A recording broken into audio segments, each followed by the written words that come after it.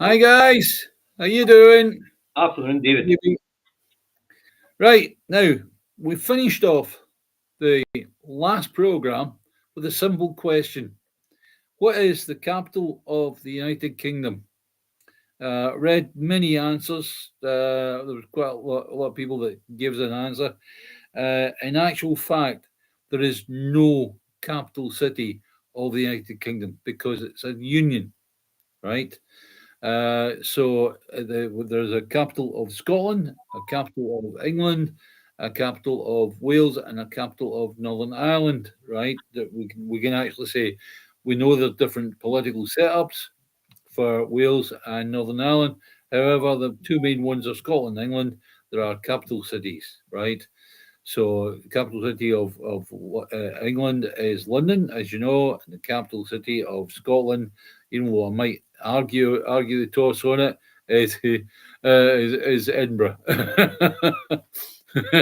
Right, the other thing is, one of the viewers here to folks, Chris Wilson, he's got this idea that he'd like to get a couple of hundred people together to go into Glen Sannox with Yeah, Saltire to fly yeah, round the outside of the Glen Sannox as it that sails. would be fantastic. Can you imagine the what we're trying to do is we're trying to get publicity for the indie movement, right? And doing stuff like that, I think, is important.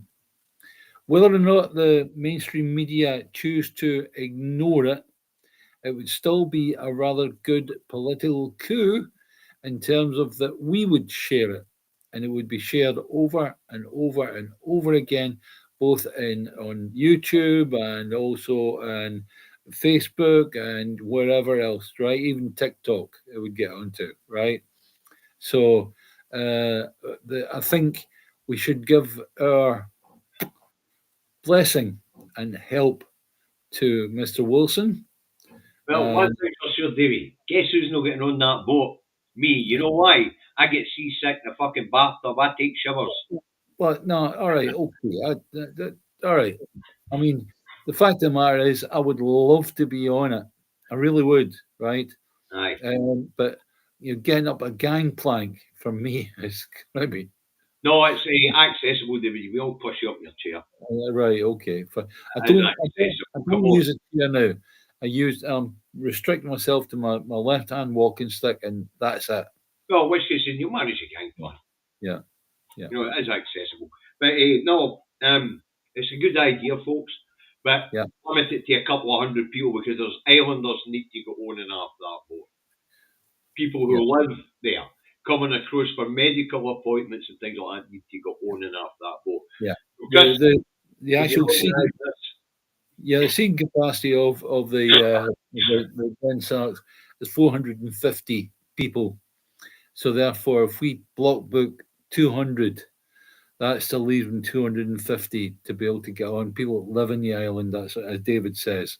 So we want to be careful with all the people. drivers that are transporting goods, they all count Yeah, and all. And all the car passengers all count and all. So the right. chances of getting a 200 block are slim. Maybe drivers a very realistic number of 100.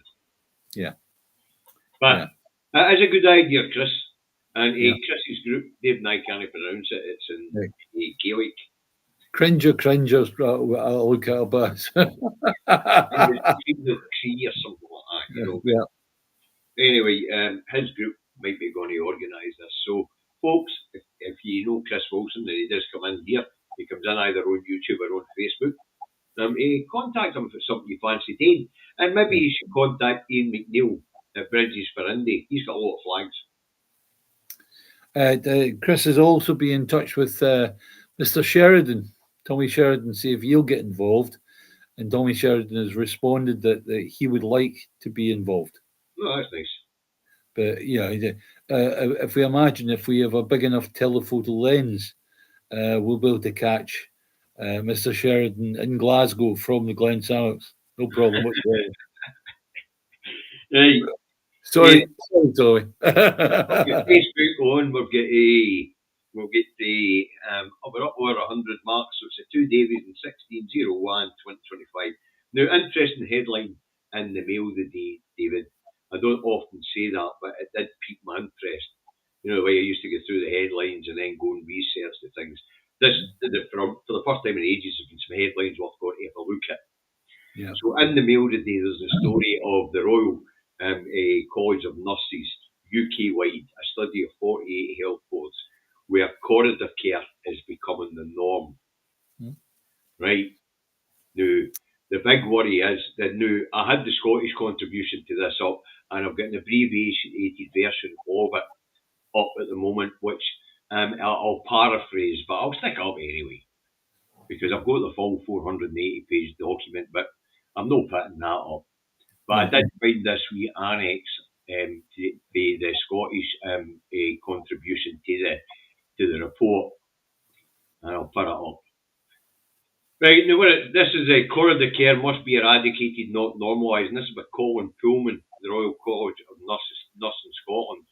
And he's writing this in the 17th of September 2024, which was World Patient Safety Day, and in the run up to winter. And what it says is one of the most pressing pressures facing the healthcare system is the increasing prevalence of corridor care. Yeah, but can I stop you there, David? Right, I actually experienced this myself. Right, the night that I had my stroke, I was taken in by ambulance, and I was brought in. In Scotland, what we do is we don't line people up in corridors. We actually have proper spaces. It's basically a waiting room. It's a waiting room where you would sit, but rather than sit, you're on the gurney that you're brought in on, right? And the ambulance drive away with an empty gurney, right? And yeah, the waiting time was particularly long, but because I think it was a Saturday night, right? To be honest with you, David, it's like I really don't mind. I know, David, but the point they're making here for the Royal College of Nursing, what they're telling us is that here in Scotland, 40% of the health boards at any one time will have people in corridors or in these waiting rooms, David, right? Some of the older hospitals, it generally is corridors where the A&E is. And it's also reported that of these 40%, 70%, their safety has been compromised. Right? Now, it then goes on to say this has to stop. It's been going on since the pandemic as a symptom of the pandemic, and people presenting later. And then, of course, the ongoing COVID situation, the winter flu epidemic, which is on at the moment, all the usual stuff. But what he's pointing out is that there's no enough capacity at this point in time. They're also pointing at the stress that staff are under, how it's compromising patient safety. Now, these are the figures in Scotland. Now, when I was reading through this report this morning, NHS England have got a separate set of figures for their respondents to the report. NHS Wales has got a different one. NHS Northern Ireland's not involved in it. I'll stop sharing that at the moment. And now, it is becoming more a thing. But the underlying reason behind it, of course, is blockages in the social care system. There are people in hospital who want to get out, who could be released, but their care packages are not ready for them to get out. And it's not because we don't have a social care system here in Scotland, because unlike England, we do have a social care system. It's just that we don't have the staff to work in that system because Brexit, low pay, high stress, and it's a vocation. It's not something you can just take somebody off the street and say, do that. It's no, it's a vocation. It also needs training. Yeah. So the biggest problem when it comes to the situation with people waiting for long times in Scotland, by the way, in Scotland, the maximum wait seems to be 12 hours. NHS England are reporting on some health boards it's up to 50 hours. And NHS England, unlike NHS Scotland, are reporting that the waits are so long that sometimes staff are that stretched when they get to a patient they find them dead. Now that is serious. Yeah, that's very serious. And we've had so-called a couple of occasions where it's happened here, but when the investigations went into it, that's not what the case was at all. Yeah. It wasn't the weight that killed them, it's just it was just They went Also, a you've got to understand that if you are in the waiting room, right, and you saw somebody obviously starting to go off yep. beside you, in Scotland, we would look at that and we'd go, "Oi, can somebody help here, please?" Right? I actually know that in England they would look at, "Oh, keep myself to myself," Well, and that I don't know about that, but what I do know, culturally that is a problem. what I do know is the couple of cases that we have had here in Scotland where people have died in trolleys or in chairs. Yeah, They were coming in for sick conditions which were end of life anyway. yeah, yeah, You know, that's what we've found, and that's probably the majority of the cases in England are all. yeah. You know, but it's not acceptable. It's also pointed out that while people are in these areas, some of the life-saving equipment they might need, like oxygen and suction machines, aren't there. You know, but when I'm reading that, I'm going, do we know of crash carts? But the answer is aye. There's just not enough staff. Well, the crash carts tend to be in the wards. Yeah. Yeah, and but certainly in the Queen Elizabeth Hospital that I was in, you get two main wards that deal with the accident emergency, Uh-huh. right? That you actually move to, right? If they can't get rid of you, like, oh, it's just a broken leg or something like that, we'll chop you up and put you in one of these blow up things and get rid of you, right? If you've got to stay, then there's two big wards where the accident emergency are. Right. You see, the situation is dire, and it has been for a while. Mm. And at this point in time, when we're in the middle, I mean, they're talking about crisis. The NHS is stretched every winter, but the fact that COVID's still around, that we've got the flu ripping through the UK at this point in time, not just Scotland, but right across, and we've got the usual other winter respiratory problems. The triggers of both their asthma attacks and things like that, you know. So, but the crux of this report is that it's becoming normalised. Yeah. And they don't want it normalised because it compromises patient care. Well, we don't want it normalised. No, we don't. As I say, but the extracts I've been reading and getting the stats for it are all based here. As I said, David, when I was reading this story, you know me, I went on to NHS Scotland, had a look to see how many people used A&E last week and how many of them had to wait for 12 hours in a corridor. And it actually gave me the numbers. Hmm. There was 868 people went through A&E in Scotland last week, and 106 of them, over the course of the week, ended up on trolleys waiting for up to 12 hours. Up to 12 hours. Yeah. Because that's the way it's worded, up to 12 hours. The other wording is up to 4 hours, which is the target to get somebody to get them processed and into a ward or processed and on their way. Yeah. But see, 106 out of 868. The NHS publishes the figures. So does NHS England, to be fair. Figures are obviously much different in England because of the size of the population. And there's 215 health boards in England, for fuck's sake. You know what I mean? Yeah. Trying to collate all that data is very difficult. Yeah, but not just that. It's like we do know the situation in England is much, much worse. Well, they haven't had any money spent on their estate or anything like that. You know, the way that we've been used the hospital stay up here. I mean, when Jackie Bailey and that false story last week about the, rat and cockroach and flea infested hospitals and crumbling hospitals, you said, what? And the whole crux of the headline was 4 million spent over 5 years on pest control. But that was 4 million over 14 local authorities. Local health boards, right? And over 1,000 hospitals. Yeah. That's 1,000 kitchens that are going to have rats at the back. That's all that is. That's got nothing to do with inside the hospital. That's going to do with facilities at the back of the hospital. Yeah.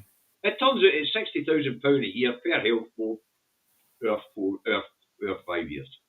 4 million quid. I can assure you that one of the main bread factories I dealt with professionally spent a lot more than that. Yeah, you know.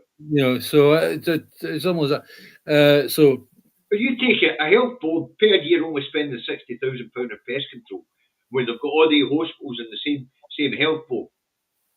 All the kitchens, all the bin areas at kitchens and all that. And that's all they're spending, the £60,000 a year each. Yeah. You know, and that story was turned into rat-infested fucking flea-ridden hospitals that are crumbling. Yeah. But Jackie Bailey has used this as a political football from day one. Aye. Simple as that. Oh, the Labour Party of Scotland, I'm chasing fucking for years now.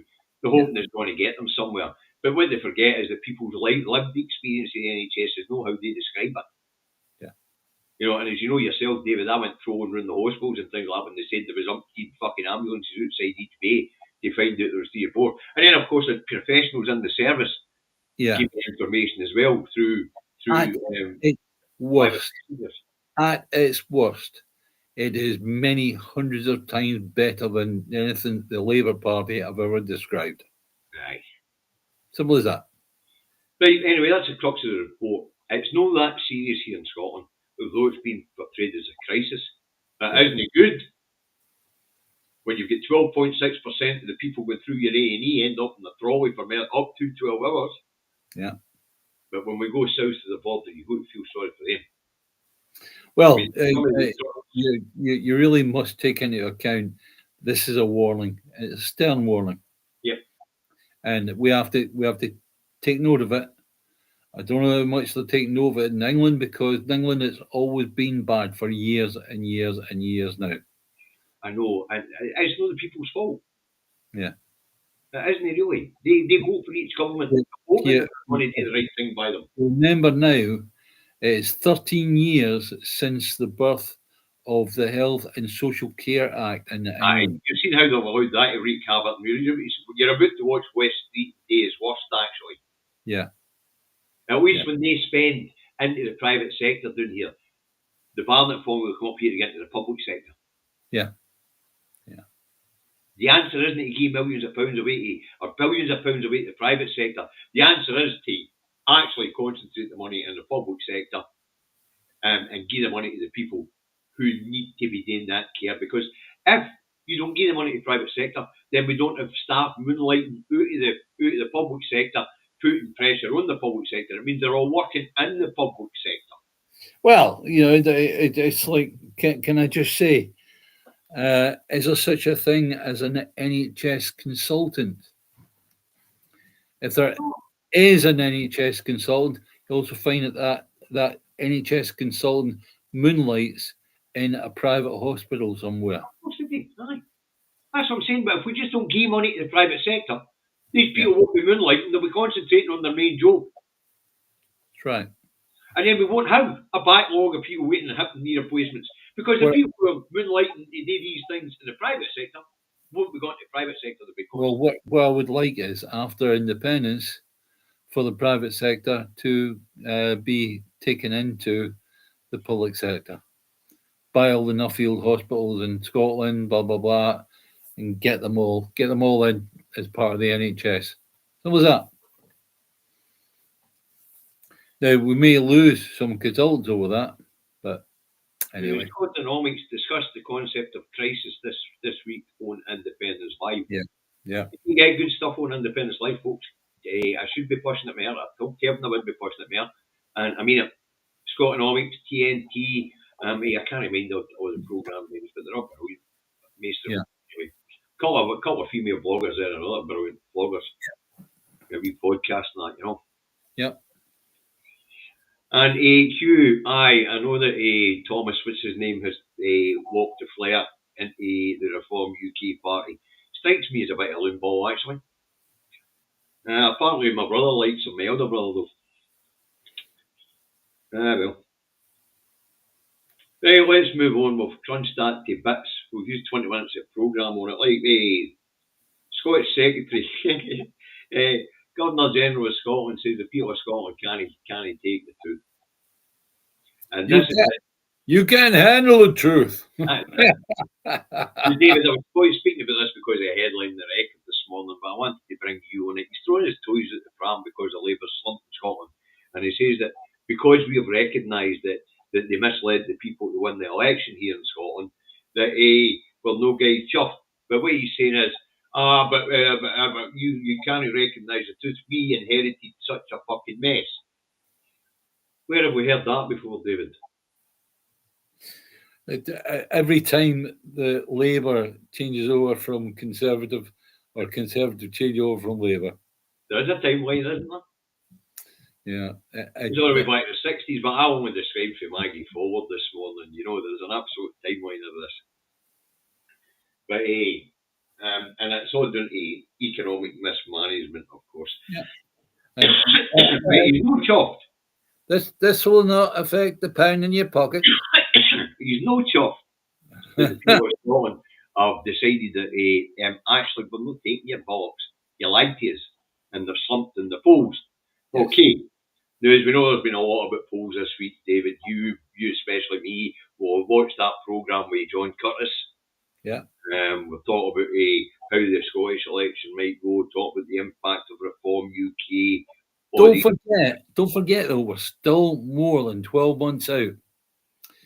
All of that could change dramatically within the next, 15 months, something like that, right? So the end of the day, it's like you could have dramatic change. All it takes is for somebody say something or do something that gets the Scottish people on board with the idea of independence.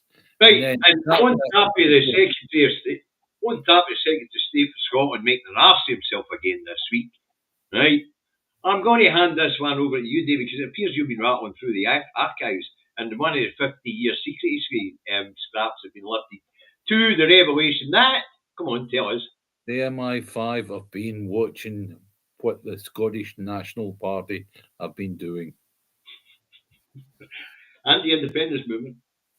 Yeah. But prior to 2014, 2012, it was concentrated on the activities of the Scottish Nationalist Party. Has anything changed? No. And please explain to me why. Now we have a population in Scotland overwhelmingly that want independence. That's their ambition, right? And we have an organisation within the British government, our dirty tricks mob, who will do anything in their dirty tricks book to stop the people of Scotland from realising their ambition. Even though we pay their wages. I was going to say that's the interesting point. We're actually paying for these fuckers to spy on us. Yes. And but I mean, although this information has been released under the 50-year rule, the secrecy rule, where they stamp it can't be up for 50 years, it's not as if we didn't know. Yeah. I mean, never mind the William McRae thing, but even just the way that when we used to just marches and rallies between 12 and 14, you knew me, David, I was always up top of a skid statue, and I was never taking pictures of the stage. I was always taking pictures of the periphery. As you well know, you were a few of them with me. What you did? Well, I'm trying to spot who's out of place. Yeah. Why? Because that's who's watching us. Those who are out of place. That's right. And as you know, David, I've got over 50,000 photographs at that time on this fucking thing. Yeah. And most of them are all crowd corners with people standing that look as if they're out of place. Because they're a bit paranoid. They started noticing me taking photographs of them. But they were taking photographs of us. No, I know. But it wouldn't be unnatural if you were standing taking photographs of a huge crowd of people as opposed to that crowd taking pictures of the ones in the periphery. And then at the far end, at the furthest point, away from Freedom Square, was Tommy Sheridan. And somebody accidentally turned a camera in his direction and he went. You've taken that too far. Right, anyway, so that's the nonsense for the Secretary of State and of course the opening of the 50-year files. Right, John Swinney on independence, I'll put it up.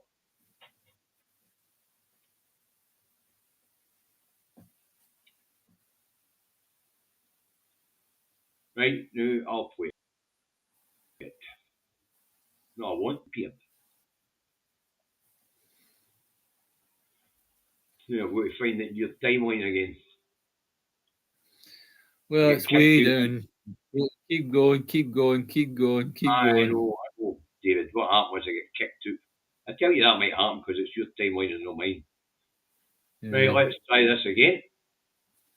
Scottish independence will only come about, whatever discussion we have about roots and process, when there's an emphatic desire for Scottish independence. And that's exactly what the Deputy First Minister has just talked about how we inspire people to believe in that concept of independence and why that will have the transformative effect on our lives, that we as believers in independence think that's going to be the case. And that's got to be at the heart of how we promote the arguments for independence, how we use those international comparisons, how we demonstrate good governance within Scotland, how we show people that there are many good things can be done in Scotland and there are many more things could be done that are good for Scotland if we had the powers of independence. So that's about, and if I look back over political history, and there's a very easy conclusion to come to. Nothing ever happens on the constitutional question unless the SNP is doing really well. And that's the hard reality of life. So we've got to get people to buy into an inspiring vision of independence and see voting SNP as the means to catalyse that and to make it happen. And ultimately, in a democracy, Westminster cannot stand in the way of the people of Scotland determining their own future. And that's measured by what, though? So the Northern Irish... Because in a democratic context, that cannot be. If you take in the context of Northern Ireland, for example, there is an accepted point. Is this what you're talking so there's about an accepted point about there is a route by which this issue is addressed. Yeah. So if there's an acceptance that there is a route by which this can be addressed for Northern Ireland, there has to be an acceptance of a route for Scotland that cannot be resisted. That's my point to you, Callum. That is just a logical democratic inconsistency that can't be sustained. But do you like that? So that particular route, which I'm talking about the fact that there is an accepted route.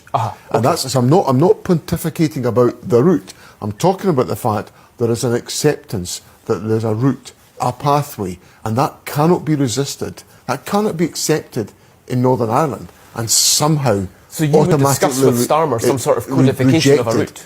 These are issues that we've got to consider as to how we progress. But fundamentally, it will only come when there is political impetus behind the campaign for independence, and that's what we are.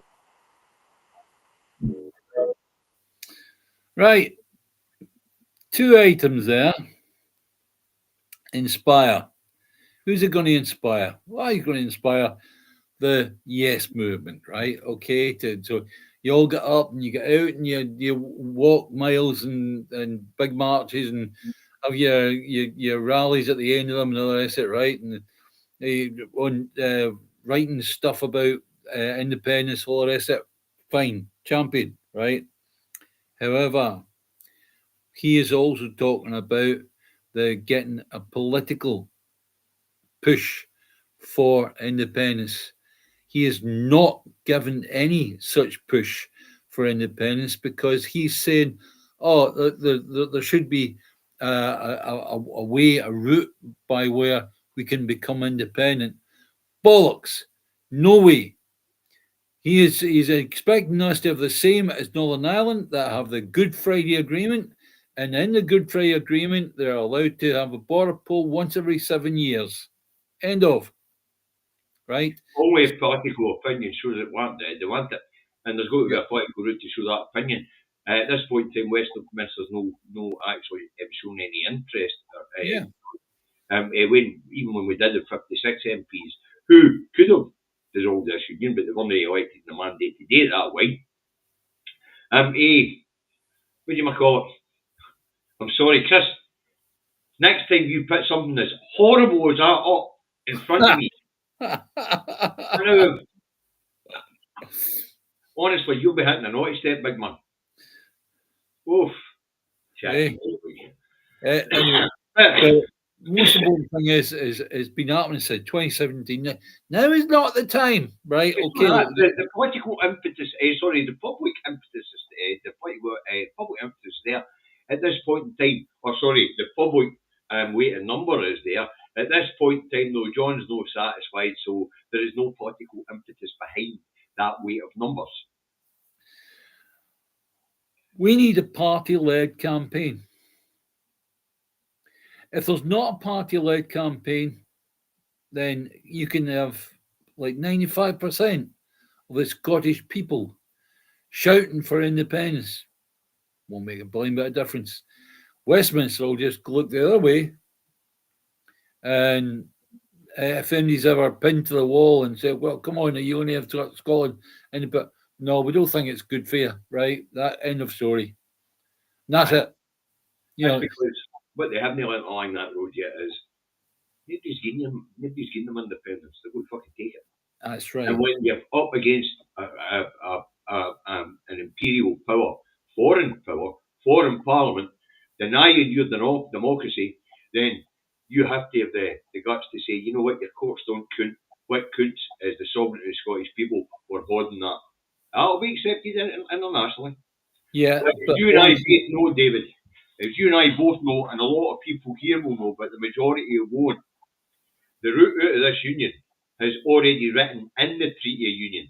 Yeah. And it was for the English Lords and the English Scots to agree, the Scots Lords to agree it wasn't good for them and for them to go their separate ways.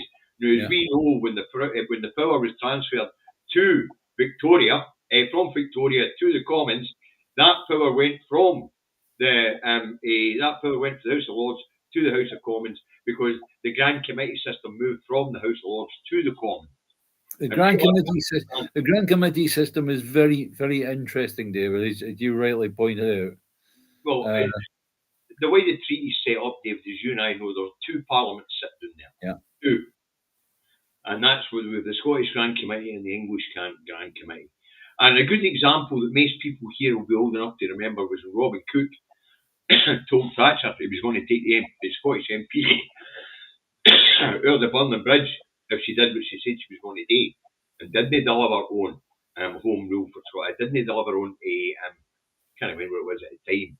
But anyway, he'd tell him, what he'd tell her was straight. I'll call the Scottish Grand Committee, we'll hold a vote, and we'll dissolve this bloody union. Yeah, well, unfortunately, Robin died just a few short weeks after that. No, it was a few short weeks before the referendum, actually. But yeah, but that was back in 1990. The most important thing about the Grand Committee, and we've discussed this, right? Can you imagine that? Let's say a standard MP now earns about £95,000 per year, right? Plus the fact there's the expenses for running the office and all that sort of thing, right? Okay.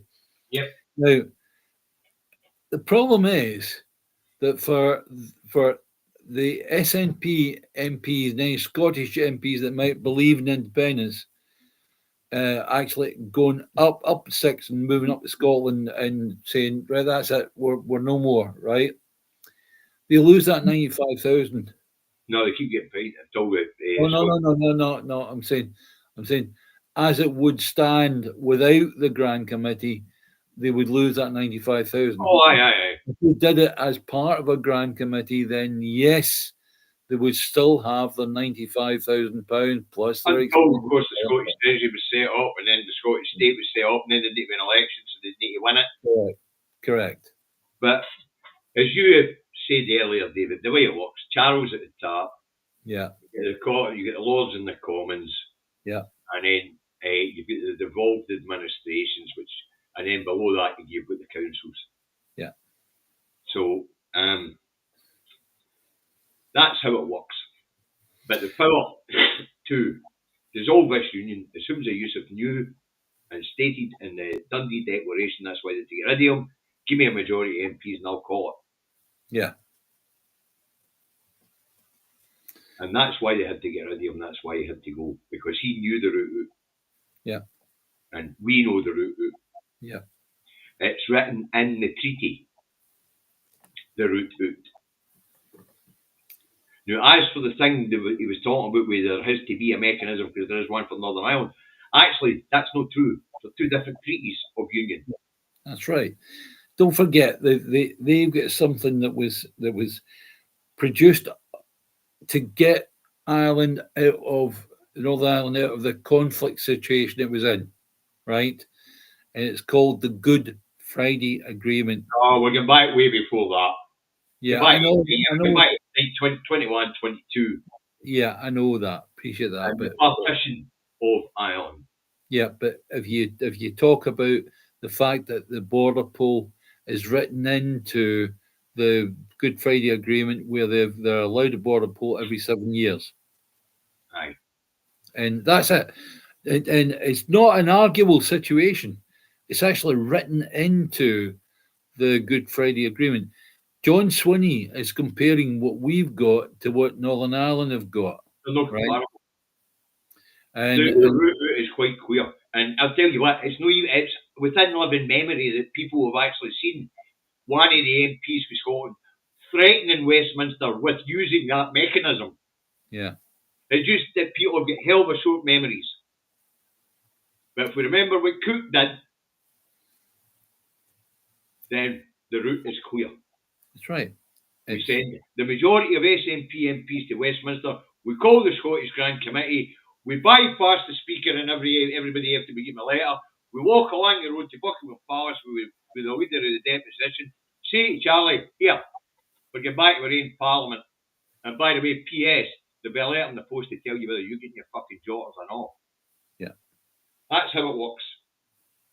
Simple as that. Yeah. Right, let's move on. Cultural colonialism. It's been a phrase that's been thrown about in the news this week. Yeah. Something you and I have been aware of for a very long time. Now, you give a very good example of cultural colonialism. Please explain. Well, cultural colonialism, if we look at the way they manipulate the people of Scotland to believe that they're British and Anglos and Anglified no longer themselves, they use cultural colonialism. So if you ever look at all the major TV channels here in Scotland, most of its output comes from England. Mm-hmm. If we look at the news that's presented to us, it's Anglo-centric, and the news within Scotland is controlled and is generally belittling us on behalf of our Anglo-centric masters. Yeah. But you gave a cracking example even when it comes to sport. What do we get on when it comes to our national game and international fixtures? Yeah. We get next door's football team playing in Europe. Yeah. Playing in World Cups. We don't get our Scottish national team for free. Yeah. But we do get the English football for free. That's cultural colonialism. Yeah. Yeah. But it's something that until we've got control over broadcasting, we're not going to be able to do anything That's about the it. reason why they won't devolve it, David. Yeah, Cultural colonialism. Devolution doesn't work. We know that, but John seems to think it does because he says it's going to do great things for Scotland. It has done great things for Scotland. There's no argument about that. We need rid of Swinney. Simple as that. End of. That's no for us to say. But what we do know is the decks might be getting cleared for a challenge, but we're not going to go much further than that there at the moment. I really do hope that he gets bounced. No, as I say, that's up to the party. And I hope that Kate Forbes, who is the deputy, she gets bounced as well because she said nothing to challenge him. Of course, she said nothing to challenge him. He's leading the direction of the party. She's a deputy. And he was also leading the debate at that point in time. Apparently, she was being questioned earlier in it. Anyway, but moving on for John, and moving on, we're on the cultural colonialism.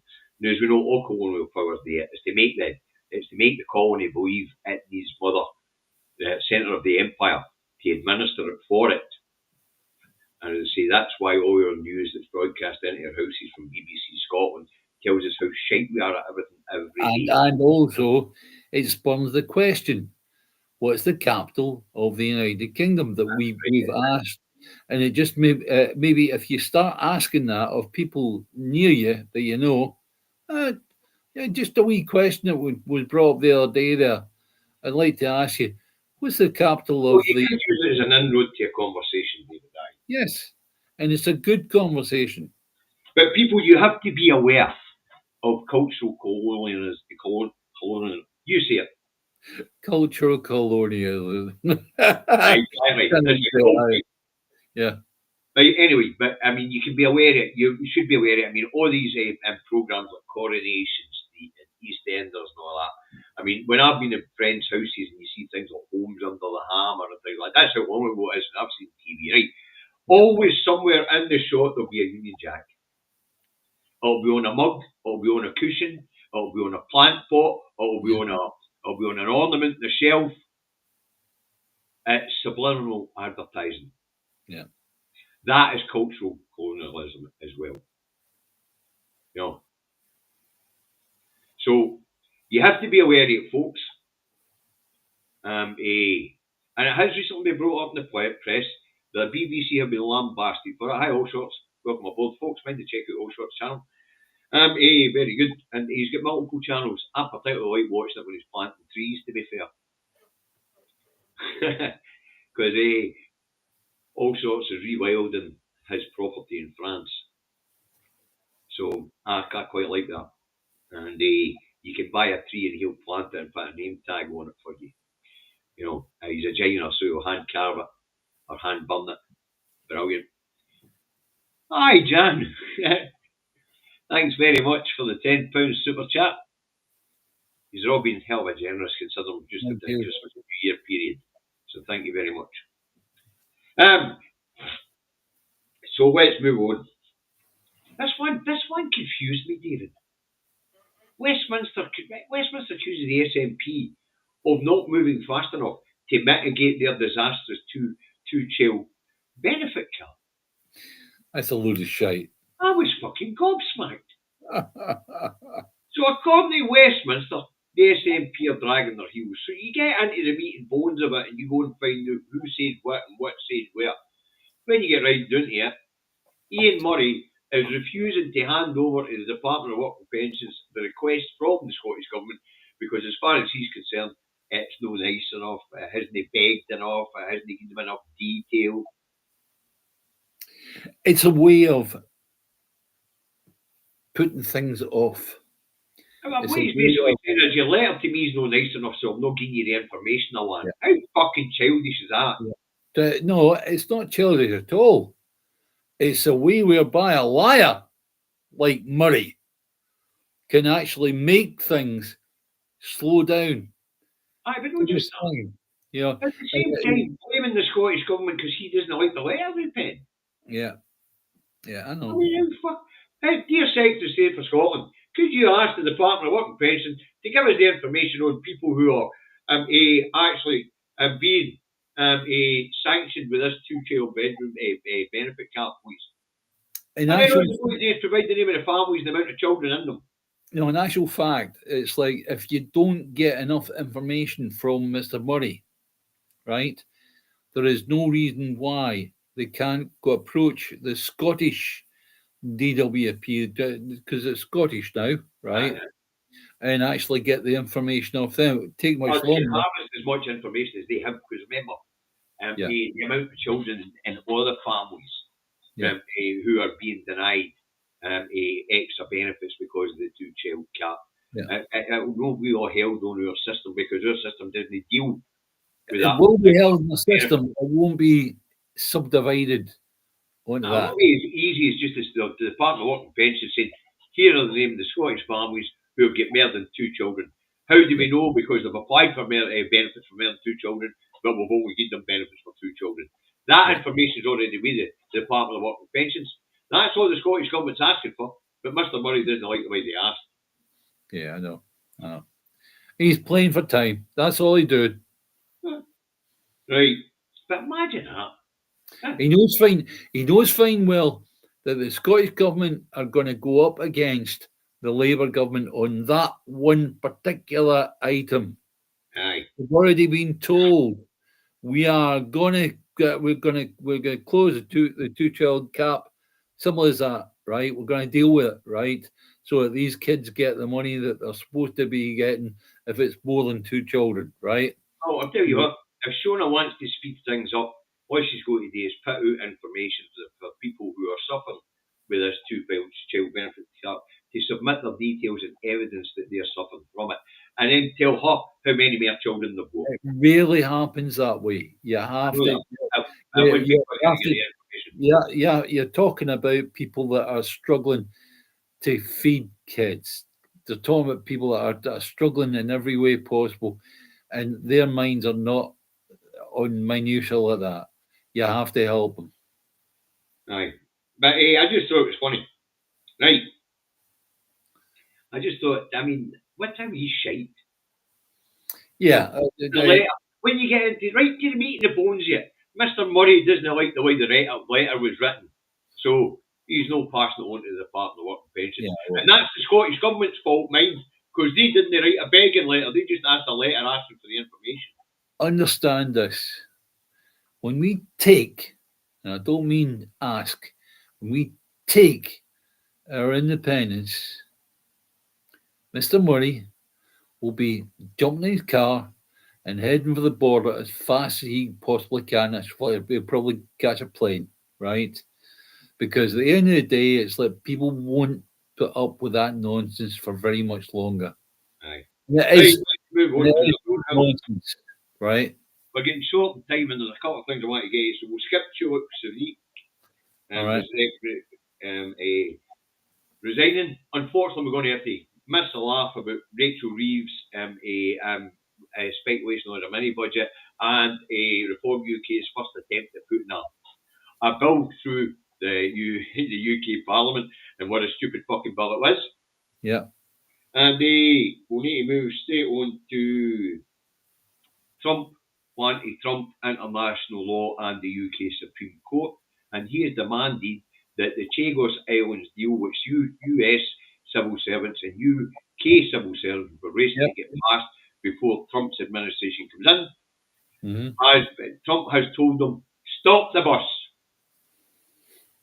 Stop the bus. He will decide whether the Chagos Islands go back to the people of Chagos and Mauritius. He will decide. He will overrule international law. He will overrule the UK Supreme Court. Tells us a lot about what we're heading for, doesn't it? What did we discuss before the programme? I mentioned about the chap that was he took over the job of CEO of the Hertz rental company, one of the biggest car rental companies in the world, right? He walked in and he dismissed, he sacked the entire board, and he was being questioned on that. He said, why did you sack the entire board when you took in? He said, I like horses. So if I buy a new horse, what I do is I get a big lump of wood and I hit it over the head. And the reason I do that is so that every time it sees me, it knows that I'm the boss. And I think Trump is taking a leaf out of that book. Trump is basically going to be hitting the horse across the head in order to make people realise he's the boss. Thanks, Alistair. I think you might be in for a bit of a shock, actually. I mean, the Canadians have just spanked them. No doubt the Mexicans. But Trudeau's resigned, right? Aye. So they're busy going through an element where they're going to replace the leader, right? If they get the right leader, then he'll actually be able to go take a blooming hike to Trump, right? So end of. Trump sees Europe and hence the UK as a vassal. Yeah. No wrong, but the interesting thing about this whole situation about him wanting to actually impose his will, and for him to be the international arbitrator of what happens. It's quite interesting. Yeah, it really is. But also interesting is the way that Trump stamped together the right wing for his inauguration. Yeah. I mean, the latest one that didn't surprise me is Ian Paisley Jr. I mean, a religious fundamentalist nut job of the right, of the extreme right. So it's no surprise to find him on the guest list, Yeah. along with people from the German right, the French right, the Italian right. And they, of course, Farage, no doubt, will get an invite. Maybe. He might snub him again.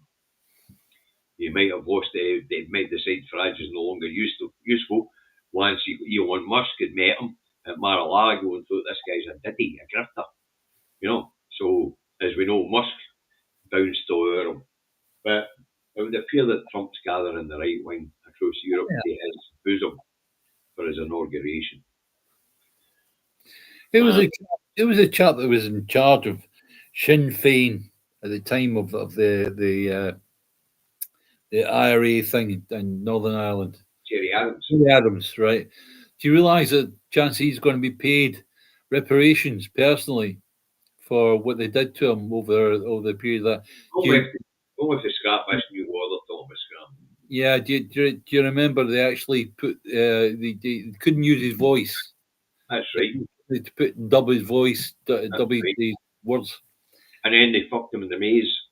Right. And then the last night for a few minutes I went on GB News and there was Mr. DUP, the Democratic Unionist Party chap, I forget his name. He was commenting on it. Bloody hell. Yeah. So at the end of the day, it's like there's a lot going on at the moment, but with Trump, definitely it's down to power. He's playing the power play. Oh, aye. Right? Aye, definitely. I knew, David, finally, give me 2 minutes to make sure nothing's happened in the interim space. Yeah. But let's refresh that.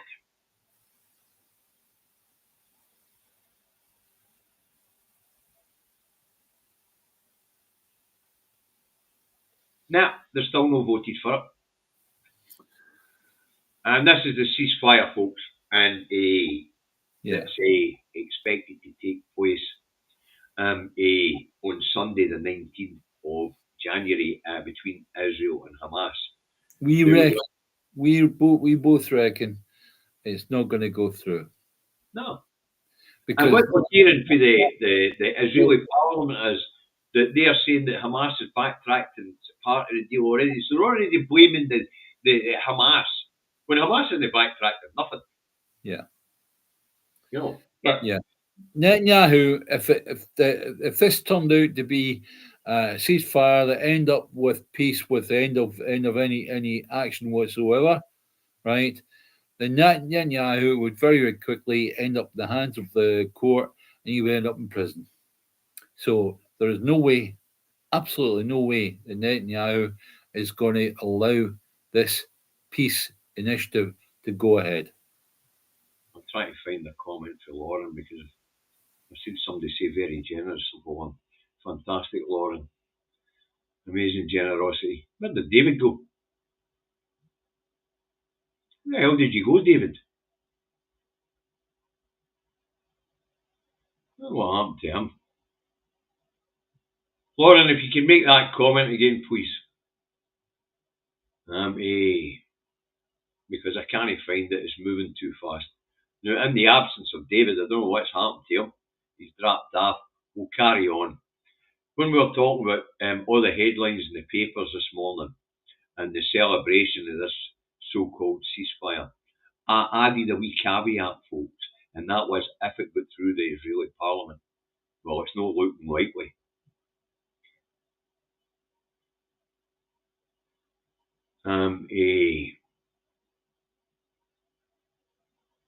The physical drag.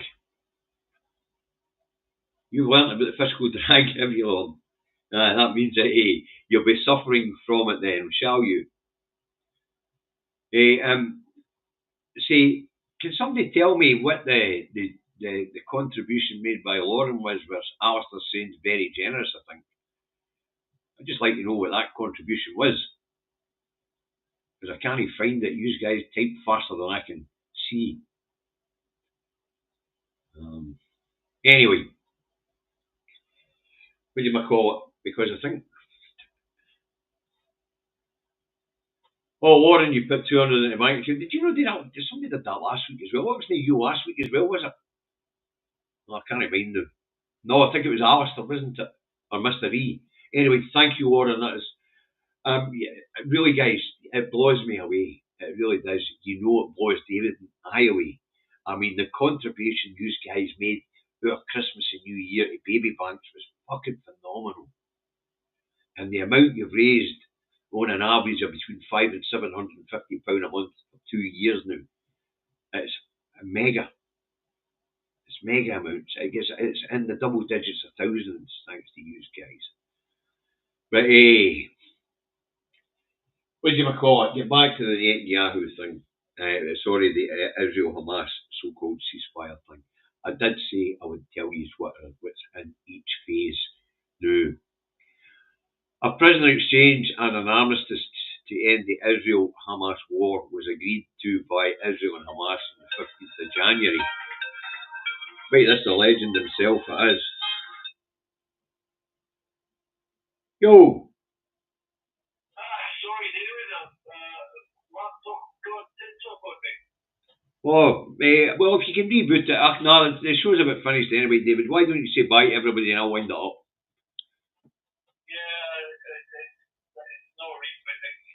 Okay, just okay, well, wait you go there now. I'll round this one up. I'm doing the final section on with the programme. Okay, David, I will do it and I'll catch you later, mate. Alright. Oh, that's alright, they can hear you. David, they can hear you. I've got you on the legend speaker. They can hear you. I've got you on the legend speaker. I mean, I'll put you on speakerphone.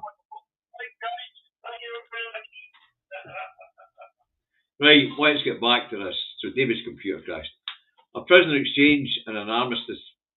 Right, the initial armistice lasts for 60 days.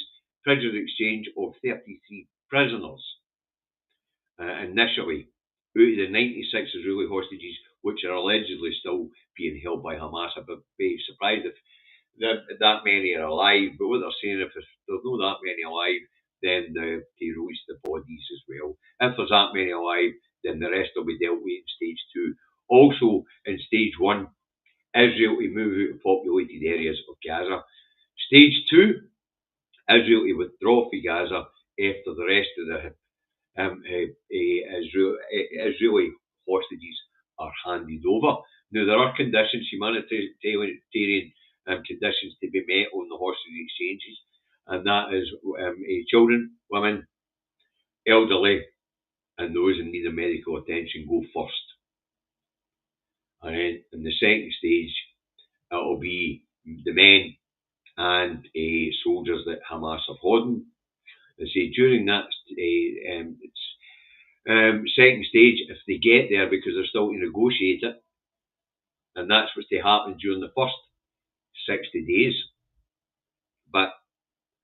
And then at the end of it, Hamas is to be disbanded allegedly, a new administration put into place, the Gaza Strip to be opened up, and all restrictions removed from the Gaza Strip. Never going to happen. So, will we get the initial ceasefire and mediation? It's not looking like it, folks. As I say, as I look at the press right now, ceasefire, it's just been announced, ceasefire will begin on Sunday, as Israel, even though Israel's cabinet is yet to vote on deal. So, they're saying, the US is saying that it will happen, but at this point in time, it hasn't passed the Israeli parliament. I don't know what the time is in Israel, but I don't think it's passing. I don't. They don't seem to be interested in the slightest when it comes to ceasefire. Yeah, it does. Right, anyway, guys, we're at 5 o'clock. Aye, Huey, I got that. Thanks. As I say, Lauren, thank you. That's very, very generous. Now, guys, we'll keep an eye on what. Let's all keep an eye on what's happening with Israel and Gaza right now, and let's all Hope that there can be a ceasefire. Will it go through phases 1, 2 and 3? Absolutely no chance. We've seen them violate the ceasefire agreement repeatedly with Lebanon. On the day before the announcement that this ceasefire agreement would be put to the Israeli parliament, Israel dropped 50 airstrikes on Palestine, killing 24 people. I just don't see it stopping. I don't see how Netanyahu can allow it to stop, because he's going to end up in a pokey. Now listen guys, I want to thank you all very much today for your generosity, as in any other broadcast. Sorry about David dropping off like that. I hope you found this interesting. I hope you found it informative. Please hit the like button. Please subscribe if you're not already subscribed. And if you want, share across social media. And remember, I see Kevin's watching. Keep an eye on the schedule at Independence Live. There's good programmes on every day. But like most schedules, you want to select the ones that you will find interesting. So keep an eye on the schedule at Independence Live. Watch Independence Live. Watch all independent Scottish media. That includes the New Scotland channel on YouTube. Alright. And as I say, watch Reagan a Week, All Sorts, Max Milne Roadsphere, Political X, Big Mad Studios.